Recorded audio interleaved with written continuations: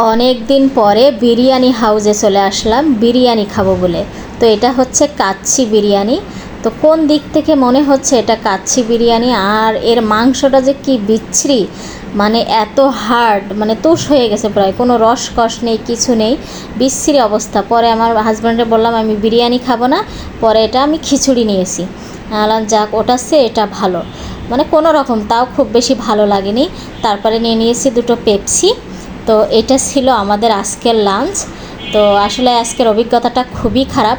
মাঝে মধ্যে আসলে এখন এমন হয়ে গেছে যে কিছু কিছু বিরিয়ানি, হাজি বিরিয়ানি এত একটা নাম করা বিরিয়ানি, তারপরও মাঝে মধ্যে এত বিশ্রী লাগে খেতে, সেটা বলার বাইরে। এটা অবশ্য হাজি বিরিয়ানি না, এটা কি নাম যেন আমি ভুলে গেছি।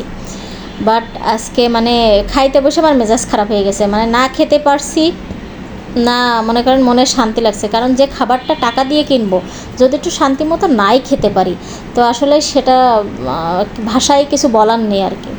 যাই হোক, প্রচণ্ড গরম, সেখান থেকে চলে আসছি। এসে ফ্রিজ থেকে ঠান্ডা ঠান্ডা তরমুজ বের করলাম। তো মেয়ে বলতেছে চলো জুস খাই। তো একটু জুস করতেছি, ঠান্ডা ঠান্ডা একটু জুস খাবো, ভালো লাগবে, অন্তত মাথাটা ঠান্ডা হবে। কারণ দুপুরবেলা মেন হচ্ছে, দুপুরবেলাটা আমাদের খাবারটা হচ্ছে খাওয়া হয়, বিশেষ করে ভাত দুপুরবেলাটায় আমরা পেট ভরে খাই। অন্য টাইমে খাইলেও কোনো রকম সামান্য, আর না খাইলে তো নাই। তো সেই টাইমে যদি খাবারটা ভালো করে না খেতে পারি না, তো মাথাটা ঠান্ডা হয় না। যাই হোক, তরমুজ কাটা শেষ হয়ে গেছে, এখন এটা আমি হ্যান্ড ব্লেন্ডার দিয়ে আমি এটা ব্লেন্ড করে নিচ্ছি।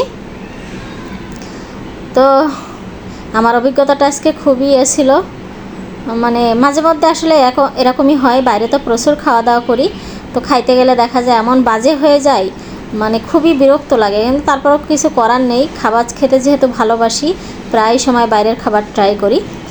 তো আমার তরমুজ ব্লেন্ড করা হয়ে গেছে। এখন আমি, যেহেতু ওর বাবা আসেনি আমাদের সাথে, ওর বাবার কাজে চলে গেছে, আমরা হচ্ছে বাসায় চলে এসেছি। তো আমাদের মেয়ের জন্যই আমি জুসটা বানাচ্ছি।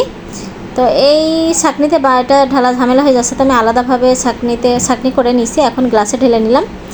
তো আমারটা আমি চিনি ছাড়া বানিয়েছি, মেয়েকে একটু চিনি দিয়ে দেবো, আর আমি আমারটাই চিনি দেবো না। তো দুটো নল দিয়ে দিলাম, পাইপ যেটা কি বলে জানি না।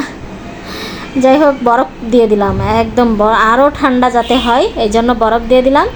আর মেয়েরটা এবার কিছুটা চিনি দেব, দিয়ে মেয়েকে দিয়ে দেবো, আর আমি চিনি ছাড়া।